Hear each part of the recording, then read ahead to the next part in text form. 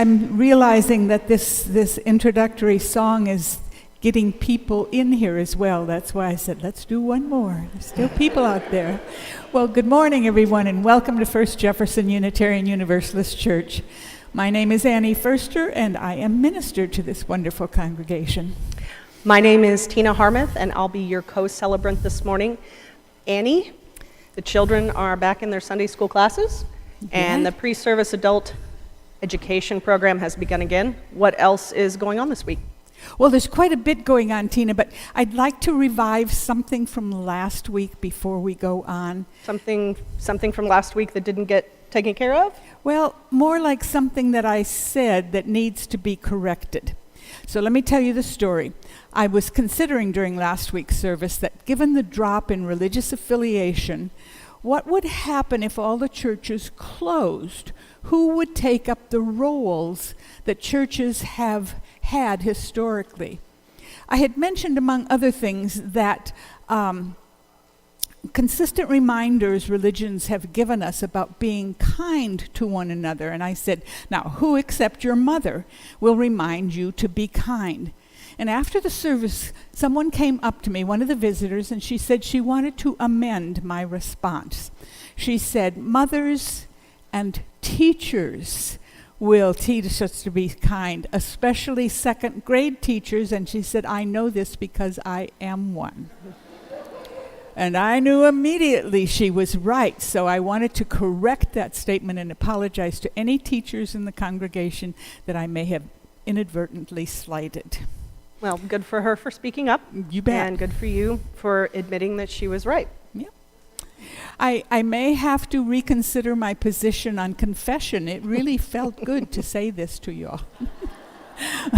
But you asked me about this week, Tina. Today marks the kickoff of the annual Stewardship campaign.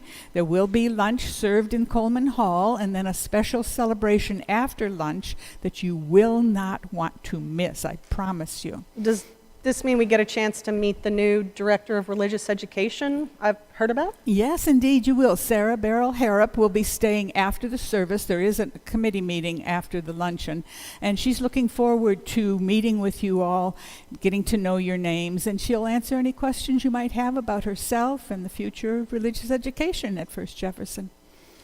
I understand that at last week's board meeting, the board voted that masks would be optional on Sundays now? That's right, and unless there is a spike in COVID statistics, it's up to you whether you want to wear your mask on Sundays or not. And, you know, if you want to be socially distant, there is room. We've got the chairs set up further apart than usual. And as far as I know, masks are still required during the week while the Sudbury School is in session, especially if you are going into any of the areas used by the school. Meetings with me, masks are optional, and as Carl and Sarah, ask Carl and Sarah when you come in to talk with them what they'd prefer. Okay. I did want to just speak briefly about the adult religious education offerings that are now happening before service. All of those will take place in Jagger's Parlor They'll start at 9:45. Next week, I'm going to be here leading a new program on UU ethics. That would be good. That's it for the announcements? Then let us begin our worship with music.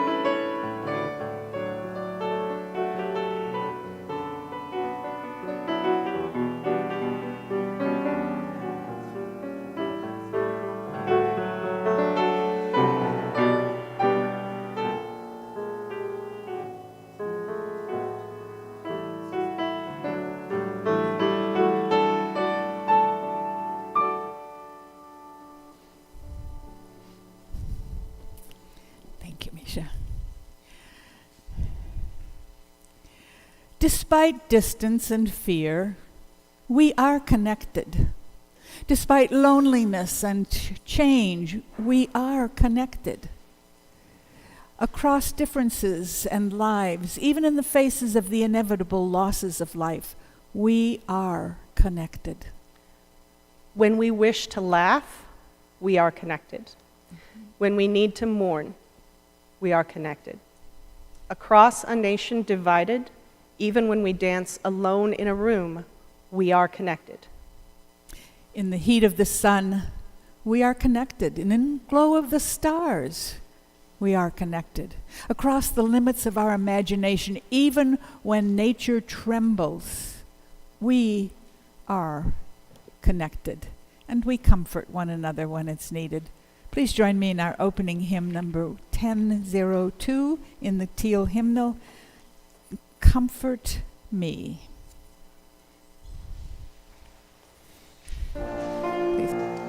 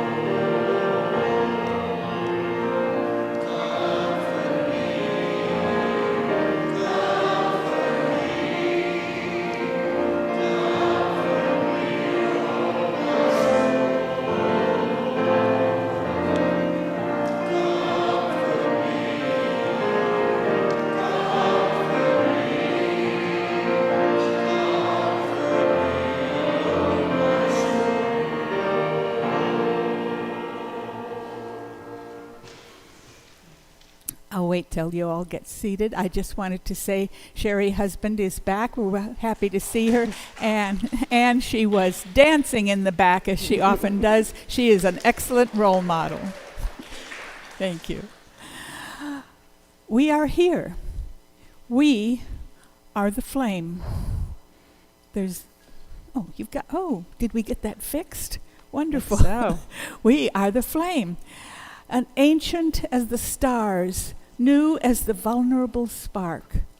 We are this chalice, rimmed by the spiral dance of searching. We are the light soaring, the shadow deepening, the dance between them. We are the heirs of the tribes of their fires, the healers and their circles. We are here. We are here for ourselves, and we are here for each other. Tina, would you lead us in our affirmation, please? Love is the doctrine of this church. The quest of truth is our sacrament, and service is our prayer. To dwell together in peace, to seek knowledge in freedom, to serve others in community, to the end that all souls shall grow into harmony with creation. Thus do we covenant with one another. My question for this morning might seem like a strange one, but it is this. Whenever you've had questions or a decision to work out, have you ever tried dancing your way to a solution? It's a good question. I'm going to share with you a story for all ages now, so the children, if there are other children in the sanctuary that want to come up to the nice cushions and rug we have so you don't have to sit on the bare floor. This is always a good thing. Hello. How are you? We call this room the sanctuary. Did you know that? Do you know what a sanctuary is? Tell me. It's this room, yes. That's one definition. That's good enough for... It's a safe place. Yes, it's a place where you can feel safe from whatever's going on, perhaps outside. Well, a long time ago, it was last Wednesday, in a place known as Fort Worth, Texas. I was not Wednesday, it was Monday, I think, that the rainstorm came. I was caught outside in a sudden rainstorm. And I was silly and didn't look at the weather before I left, and I was walking my dog, and when it started to pour, we both got so wet it took hours for us to dry off. Well, I used a towel, but Liam just kind of rubbed himself on the carpet. And I didn't have my umbrella with me when we were walking, and it made me think of this story I'd heard a long time ago. So here it is. Once upon a time, there was a little girl who was caught outside in a rainstorm, a sudden rainstorm. And she ran inside to the nearest store because she was downtown. She'd been shopping with her parents. She said, I wish I would. And I thought, well, I wish I would have run inside on Monday when I got wet, but mostly I was in the neighborhood and I didn't know everybody there and I couldn't, just knock on the door and say, let me in. Anyway, so she ran inside this store to wait out the rainstorm. And as soon as she closed the door, a bright flash and a loud boom of thunder followed, and the girl knew that she could be stuck in this store for really a very long time. So she started to look around at some of the different items in the store, and then the shopkeeper appeared from out of the back room. And she was a woman with hair as white as snow, and the girl was worried that perhaps she might be considered trespassing. And she didn't have any money with her. She wasn't about to buy anything, and she was afraid she would get kicked out. Young woman, said the shopkeeper, can I help you with something? Well, the girl pointed to outside the window, and she was too scared to talk. She said, said the shopkeeper, did you run in here to get out of the rain? And the little girl nodded slowly, and another loud boom of thunder shook the whole store. And then the woman said, well, you can just wait here if you'd like, because this is a little sanctuary. And she said, we've got a nice sturdy roof over our heads, and you will be safe here, and you will be dry. Well, the little girl appreciated the offer, but at the same time, she really needed to get back outside and continue with her shopping because her family would be worried about where she had gotten off to. So the shopkeeper could tell that the little girl was hesitating about staying. So she said, or you could head back outside with this. Wait, where's my button? Woohoo! My mother used to tell me it was bad luck to open an umbrella in the house. I hope it doesn't mean the same thing in a sanctuary. Well, the shopkeeper pulled out this umbrella and said, take this umbrella, and said, I don't know why it's raining, but I do know that you can keep dry under this portable sanctuary. So go ahead and go outside. And the little girl beamed, but then stopped in her tracks. And you've got the idea about portable sanctuaries. You're passing it around. She said, I don't have any money to pay for this umbrella. And the shopkeeper just said to her, don't worry, dear. Just be sure to offer the umbrella to someone else when they need it. So the little girl accepted the umbrella. Here, I'll put it here so I can see you. And she headed back outside and lifted up her portable sanctuary and went on her way, dry as she could be. She was happy and dry and started skipping out down the street. And she was perfectly content until she saw a man standing on the corner wearing a lovely suit and trying to keep dry with a newspaper over his head. Well, she heard another loud boom, and the newspaper began to fall apart under the heavy rain, and so she skipped over to the man in the suit, and she held the umbrella up and said, come under my umbrella with me. And he said, thank you, and he stepped under it with her. And then, remembering the words of the shopkeeper, the little girl said to the man, I don't know why it's raining, but I do know that you can keep dry in my portable sanctuary, so will you take it from me? You want to take it? Yes, thank you. And then the man smiled in relief because he had an appointment for a new job, to interview for a new job, and he was wearing this suit because he wanted to look nice for the interview. And he'd been without work for a long, long time, so it was really important that he get this job. And so he walked on to the interview with the umbrella. And the little girl saw her parents in the store and ran inside the store where they were. And she felt very happy about this. And I got ahead of my story here. And she said, the man said to her, no, I couldn't take your umbrella.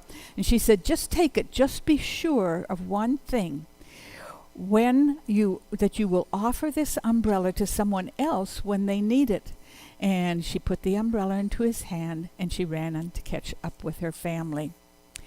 Well, the man couldn't believe his luck, and he knew he had to hurry, though, because he was going to be late for his interview. And then another boom of thunder caught him, and he started to run.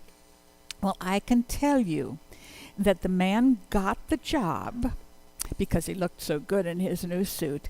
And soon enough, he was able to afford to buy quite a few umbrellas of his own. And whenever it rained, he would bring not only one umbrella, the one the little girl gave him, he would bring 2 more umbrellas to give away to people who were stuck outside in the rain. And every time he would give one away, he would say, I do not know why it is raining, but I do know that you will be able to keep dry under my portable sanctuary. And pretty soon, everyone in town had an umbrella of their own, and they would take them. And if the townspeople passed by someone without an umbrella, they would always give up their umbrella because their town was known for that particular kindness. And they would say, I don't know why it's raining, but I know you can keep dry under my portable sanctuary. I will take this off your hands now, thank you. So, we can have sanctuaries in lots of different places, can't we? Oh my goodness, this is always so hard to get closed. You know what? It's going to be part of the decoration today. There we go. Later. So you can offer sanctuary to people. You can have portable sanctuaries. You can be here safe in this church with people that love you. Yes. I can't hear you. I still didn't get that all. Let me get closer to you. Come closer to me and tell me.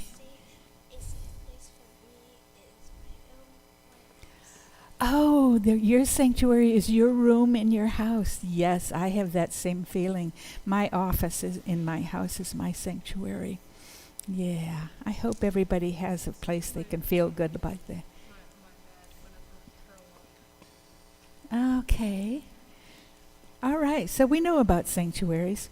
So you guys are going to stay here, or you're going to go somewhere else to be during the service? Wherever you're going to go, we're going to sing goodbye to you and thank you for coming for the story. Misha?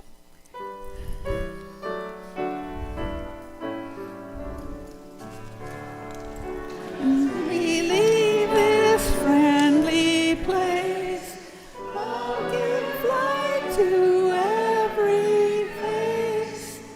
May the kindness which we learn light our faith till you return.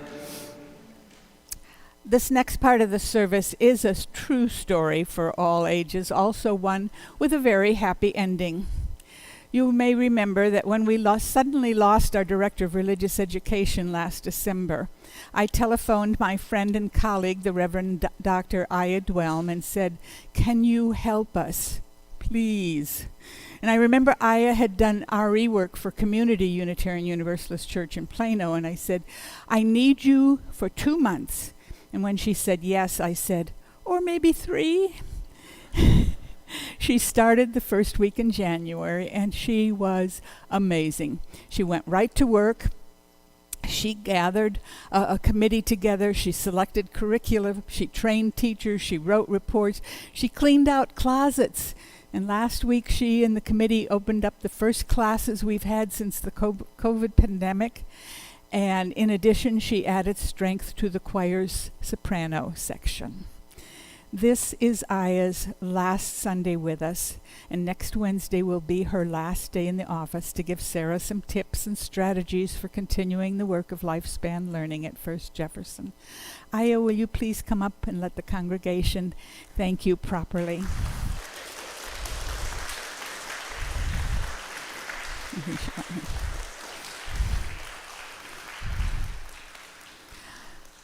Clearly, I do not know what we would have done without you. Yes, thank you so much.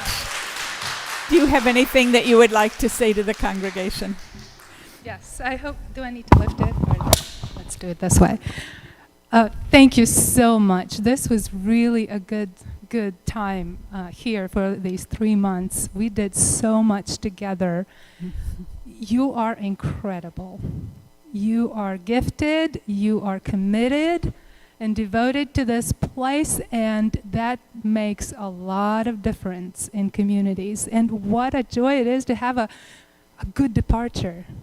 Yes. Isn't it? Woohoo! Yes.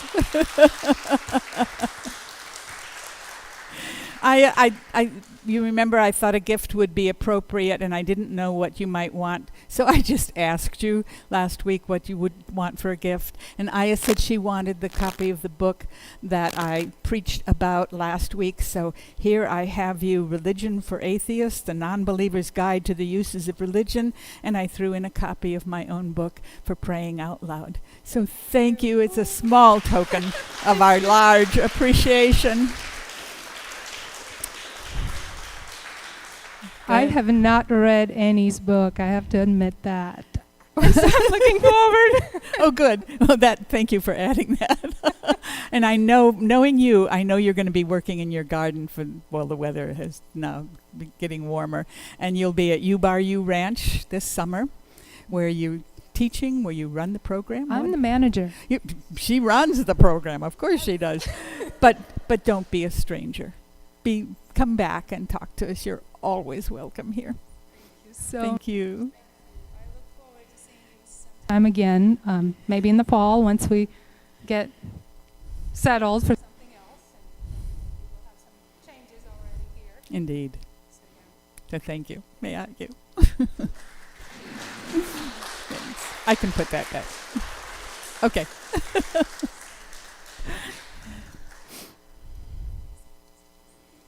Squeeze, yeah.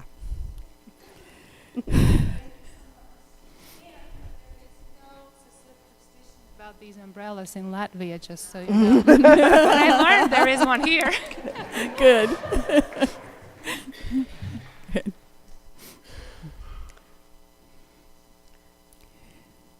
Today we're thankful for all of you in-house this morning or listening at home, and thankful for what you bring to this church. Your spirit, talents, generosity, imagination, dedication reaffirm our fellowship and create our beloved community. Our heartfelt thanks to you on this day and all days to come. As the greeters pass among you, please share what you can so that we might continue to provide sanctuary to others through our mutual generosity.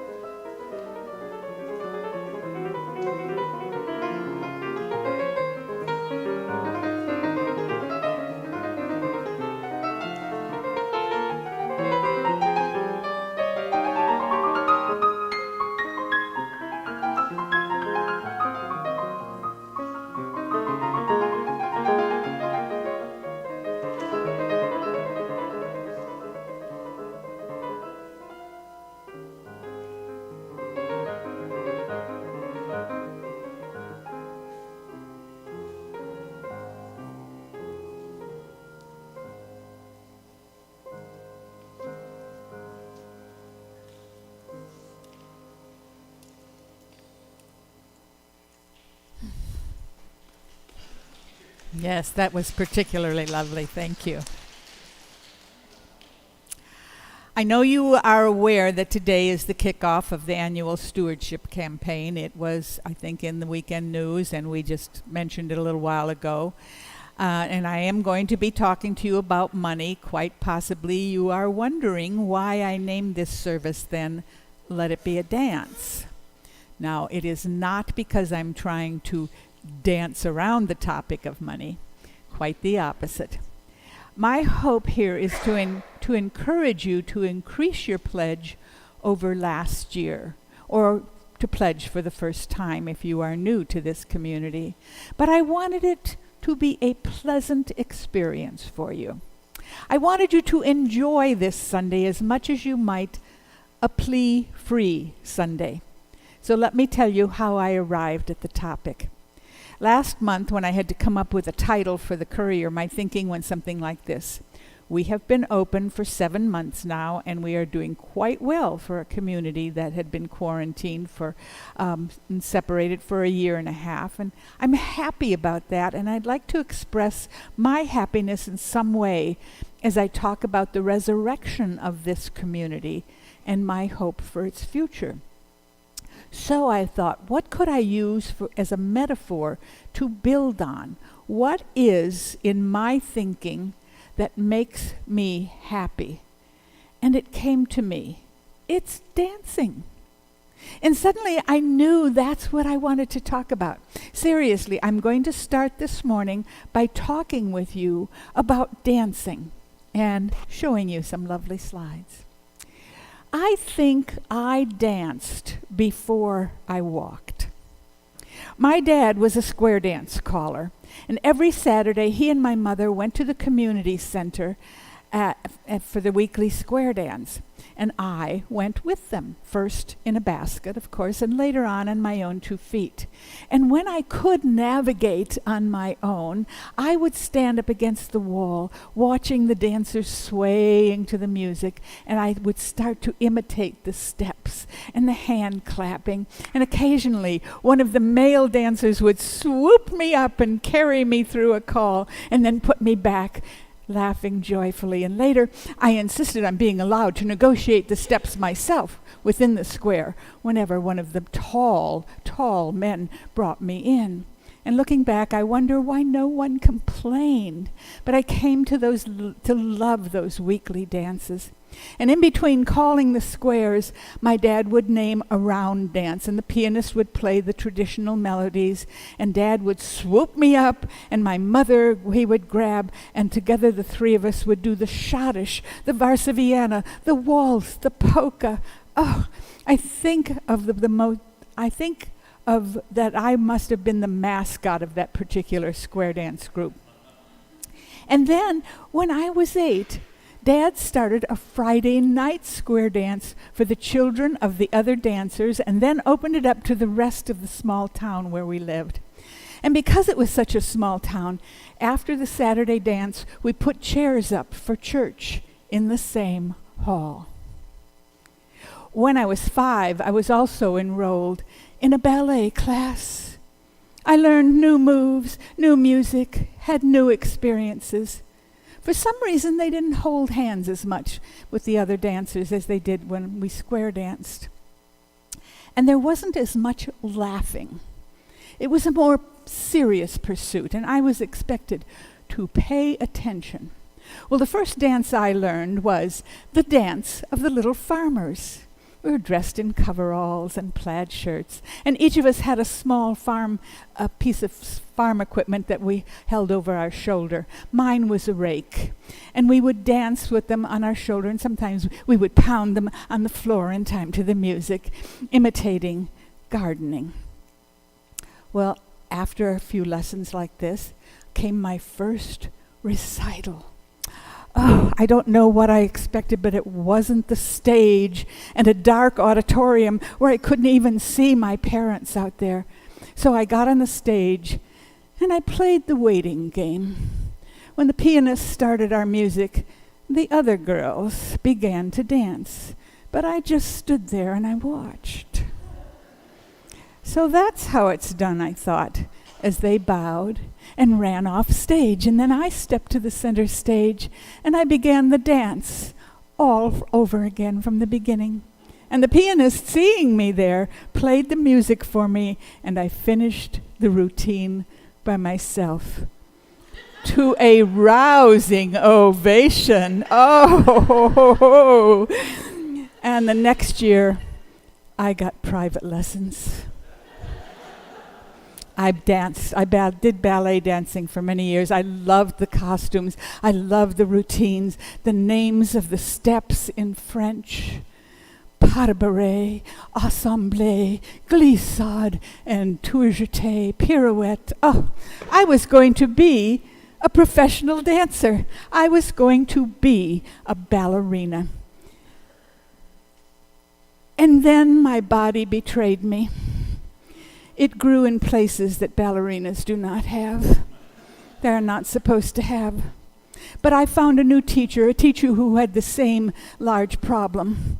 And I continued to take ballet lessons even though I realized I would probably have to become a math teacher instead of a ballerina. And I continued to take ballet lessons for my own pleasure until I was 40 and my teacher retired. I learned a great many things from dancing. Dancing is always done with smiling. And the dancers make one another and their audiences very happy. Dancing well, like living well, it earns you, it not only earns you smiles, it earns you applause. And each deep bow brings more happiness. Dancing is a shared art, shared with the musicians, with the other dancers, with the history of it all. Dance is community. Dance urges you to reach down inside yourself and pull the best of yourself out of you. It enriches your life. It is fun. It makes you feel good. Dancing is a spiritual experience. For me, it is a lot like going to church. It makes me a better person because I pay attention. So if you are willing to work at it, and it is a blessing to give, that you give yourself, and a gift that you give to others. Please join me in singing hymn number 331, Life is the Greatest Gift of All.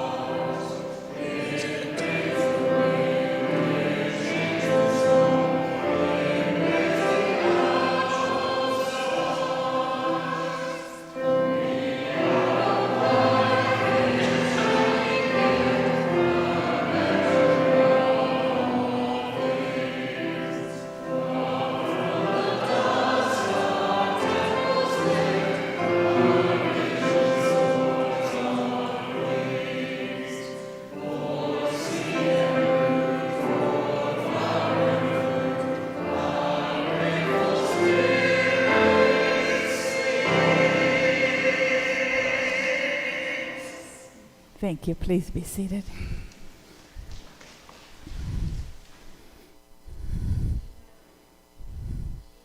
There is great abundance in our world, an abundance of suffering, of people homeless, hungry, frightened, lonely, in danger, sick, exhausted, and wondering when this abundant suffering shall cease. We know there is great abundance in our world, an abundance of love, of people caring, building homes for those who need them, feeding folks who hunger, comforting folks who are frightened, inviting folks who are lonely into company, creating peace and safety zones, healing and being with the sick, and welcoming the weary to a place of rest. We are the people of abundance, people who have known suffering and will know suffering.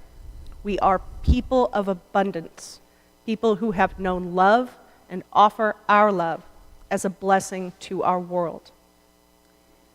As we receive disappointment, anguish, and anger, we transform those curses into the blessings of hope, joy, and love.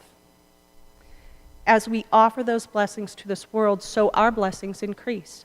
The smile of gratitude eases our hearts, and the dance of joy sweeps us into the circle. We are the change we wish to see through what we give. What change will you bless the world with today?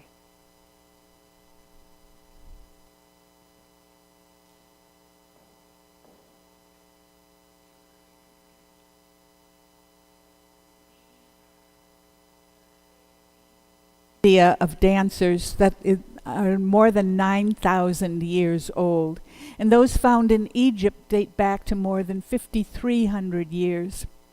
Anthropologists believe that early humans learned to communicate by dancing before they learned to speak. Early dances celebrated a successful hunt, an abundant crop, the birth of a child, the move of a society from one location to another so that the community could grow. Early dances were often, and in some places still are, part of religious ceremonies. There is a generosity connected with dancing. Professional dancers spend long hours practicing their art so that they might give more joy for their brief, airborne, music-filled performances. And group dancers, like those who square dance regularly, often have wonderful costumes. They dress in a way so that their costumes add to the pleasure of their movements. And here's something else. Dancing is good for you. It is healthy when practiced regularly, good for your heart, your brain, your soul. It connects you to other people. You know what else is good for you and connects you to other people?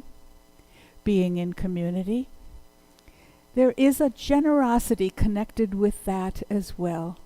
Being in community assumes the care for and about one another, maintaining the life of the community. Some of that generosity is connected with giving your time. Think of the generosity that goes on behind scenes in this particular community. Most of you, of course, are in the middle of it and know exactly what I'm talking about. But consider the teachers needed for children's classes. It's part of our safety policy that there must be 2 teachers present with every group of children, requiring us to have twice as many generous participants than you might imagine. And they must be trained and vetted. Board members meet every month to discuss the health of the church's performance. They practice the dance of fiduciary and operational concerns.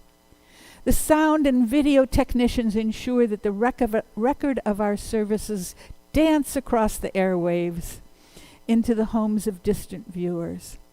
And all these committees that we have, worship and music and membership, kitchen, building, grounds, social justice, book club, women's alliance, the name change committee, and the ministerial search committee, and others I'm probably forgetting for the moment, and I apologize. They make the dance of our church life flow smoothly. And I applaud you all for your performances, even if you don't hear it at the time. This year, we added 3 new paid staff positions with the help of financial grants from NTUC, the North Texas Unitarian Universalist churches, who might be likened to the callers of our square dances, the choreographers of our ballroom dances, and our street dances. But this church could not operate without the generosity of the chorus line, our unpaid volunteers. 3 years ago, we started putting pledges for volunteer hours donated on our pledge cards. We were amazed at how much they added up. So if you are not in that conga line, don't be a wallflower. Sign up to bring treats to the weekly coffee hour. Be a greeter to welcome new visitors. Join a committee, a class, the choir. But of course, the bulk of this dance program is supported by financial donations from all of you. The board was pledged last Sunday, and several donors have already announced their generosity for this year. To kick off the campaign this week, we already have in hand pledges in excess of $10,000. So let us take a pause here to express our gratitude for those donors before I ask for additional generosity. Let us take time for a communion of names and milestones, which is also congratulating you on your generosity. First of all, I want to tell you that the red flowers up here are in memory of Sarah Barstad, David Bindy's grandmother. He told me this morning that she died about 5 years ago, but red was always her favorite color, and whenever he sees it, he thinks of her and wanted you to consider her life as well. And I think that's a wonderful gesture of memory and love. You did tell me that. Woohoo! I bet she danced. I bet she did. And this message is from Aya. We continue to hold Ukraine and its people in our hearts as we bear witness to Putin's cruelty and crimes of war. We hold in our hearts all who are affected by this war, including Russians who are caught in the midst of this atrocity. You know, I was driving to church this morning and I was thinking, I'm going to have to quit listening to the news. Twice during the news, once about Ukraine and once about something else terrible. I started to cry. It's just there. And then I realized at the same time I was just feeling this great feeling toward people I don't know but are in such dire straits. I found myself also thinking things like, Putin needs to be assassinated. And then I thought, Annie, you are just as warlike as anyone else. It's part of our human DNA. I don't know what to do about it, but we don't have to be that way. And so I'm erasing that thought. What will be, will be. Okay, Sherry husband said, please pray for my niece, Jennifer Tywater. She has four bypass surgery this past Friday. Past Friday morning, and she is very young but recovering from this terrible surgery. Joe Burnham wrote, thanks to everyone for your thoughts and prayers. Mr. Biscuit, the cat, isn't out of the woods yet, but he seems to be getting better. Please keep sending your positive energy his way. Thank you and love to all. And finally, from Paul Shatman, tired of thinking up suitable endings for Vladimir Putin. You've got the same kind of thinking I have. And working on a new ulcer while you watch the news from Ukraine. Well, there is something else you can do. More than 100,000 Ukrainian refugees will be admitted to the United States very shortly. Many of them will be unaccompanied children or outright orphans. If you can offer shelter and or economic and emotional support, please contact any of the following agencies. And I'm going to leave this list out in the lobby when we end today. The UN High Commissioner for Refugees, UNHCR, the International Red Cross, IRC, the U.S. State Department, U.S. Immigration and Naturalization Service, United Nations Children's Education Fund, UNICEF, and also I added the Unitarian Universalist Service Committee, which can be reached online at uusc.org. And the Children's Education Fund, as he said, especially concerning displaced refugee orphans needing safe homes. Then he added, in a lighter note, today is the last day for submitting new names for our church. If you have been waiting to reveal that unbelievably outstanding name that will put all others in the shade, now is the time to dazzle us with your unparalleled rhetorical style and intellectual brilliance. Stop by the naming table and drop a name. Thank you, Paul. Let us take a moment to consider the stories that live in this community. The ones that are told on Sunday morning, the ones that are told privately between friends, the ones that are never mentioned but live in this community still. Let us take a moment in shared silence to consider and mourn and laugh for joy.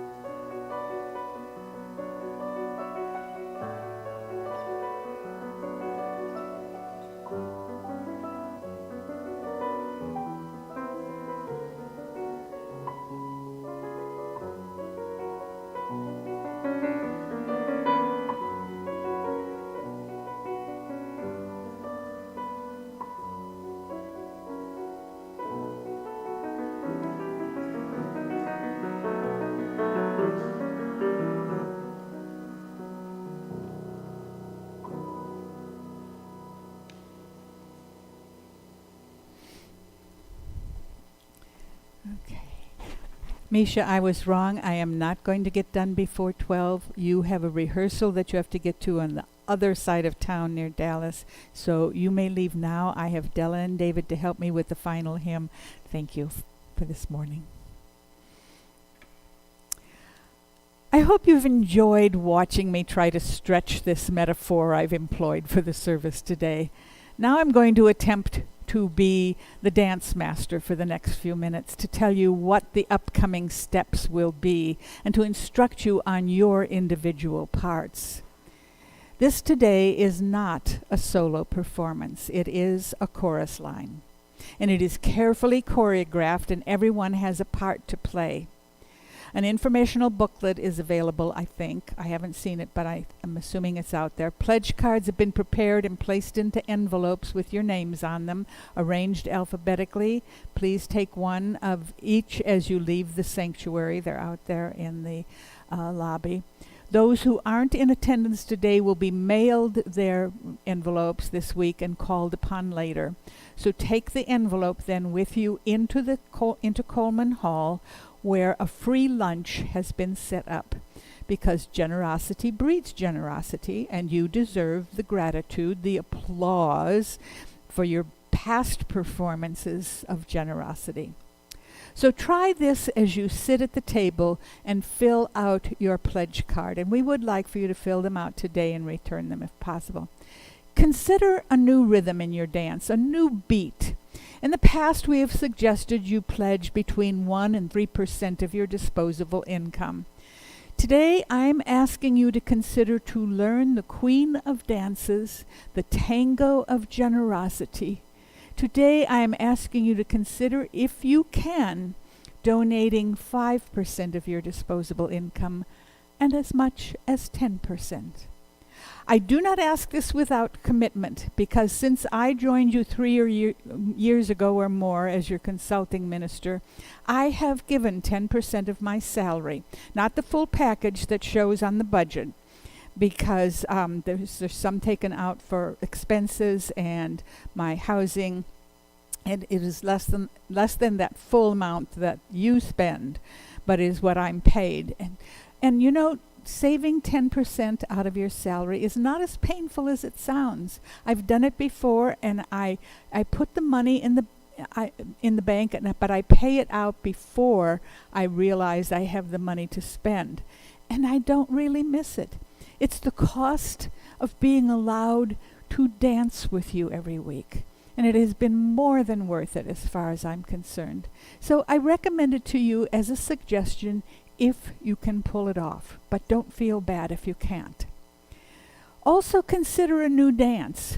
Before I leave, I'm going to offer a class in sermon writing. I want you to sign up for the class. There'll be a sign-up sheet starting next week. I want you to sign up for the class and agree to participate in at least one lay-led service of your own creation, either alone or in partnership with someone else from the class. There, as I said, there will be a sign-up sheet next week on the table for a 2-session class, which will begin the last Saturday in April. Consider learning a new step. Sign on for something different, something you haven't done before. Find someone you admire in the congregation or someone you like and ask them what they do, and ask if you can help. You know, when I first arrived here, I sensed something. I sensed that you were not all dancing to the same tune, maybe not even on the same dance floor. And I was afraid the dance was going to end in chaos or simply just end. But what I've found is that you have been dancing well for the past 3+ years that I've known you. And you're back in the main hall, and the orchestra is in tune.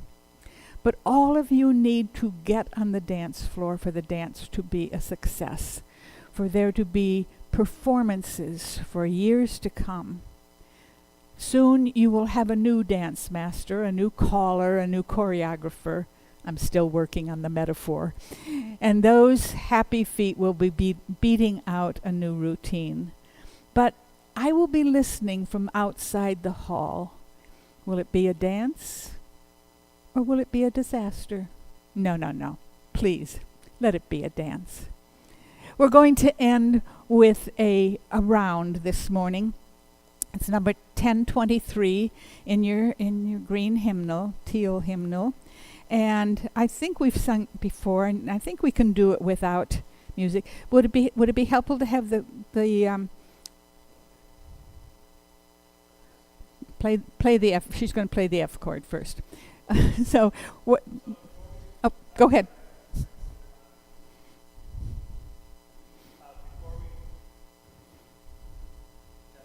Yes, it's on. Before we start the last song, the flowers up here, Annie had talked about my grandmother. My grandmother's favorite phrase was, if I had to choose between eating and dancing, I'd always pick dancing. Oh. So after we have our box lunch today, if anybody would like to take an amaryllis home with them, they may. I'll put them on the front of the stage. They're kind of hard. They're delicate. They won't last very long, but I have mine. if you can take them home and enjoy them. And then when the flowers die, cut the stem off and bring them back, and I'll try to bring them back to life again next year. Oh, okay. So now Building Bridges is around. We'll sing the whole song through once together, and then we'll divide it up. I'll lead this section, and Della will lead that section, and we'll sing it through twice more. And which section is going to start? I'll start with this Okay. section, and that'll be the second section. Della will lead you. And then at the end, we'll keep repeating until they finish. So we all end together in a nice, loud, beautiful song. Okay, give us our chord. Building bridges between our divisions, I reach out to you. Will you reach out to me? With all of our voices and all of our visions, friends, we could make such sweet harmony. Building bridges between our divisions, I reach out to you. Bridges between our divisions, I reach out to you. Will you reach out to me? With all of our voices and all of our visions, friends, we could make such sweet harmony. I reach out to Bridges between our divisions, I reach out to you. Will you reach out to me? With all of our voices and all of our visions, friends, we could make such sweet harmony. Thank you. Yes, yes. Applaud us. All right. I'm going to extinguish the chalice now and the lights of our stories because we take them home with us in our hearts and our minds until we come together in community once again. We have been blessed by our connections to one another, to the Spirit of life. So walk lightly that you see the life that is below your feet. Spread your arms as if you had wings and could dance through the air. Feel the joy of the breath in your lungs and the fire in your heart. Live to love and be a blessing on this earth. So may it be in all our lives. Now, you are invited to a stewardship luncheon in Coleman Hall. This invitation includes any guests who dropped in today and wish to dance and celebrate with us. Do not leave when you finish your lunch and your pledging. There will be real dancing lessons you don't want to miss.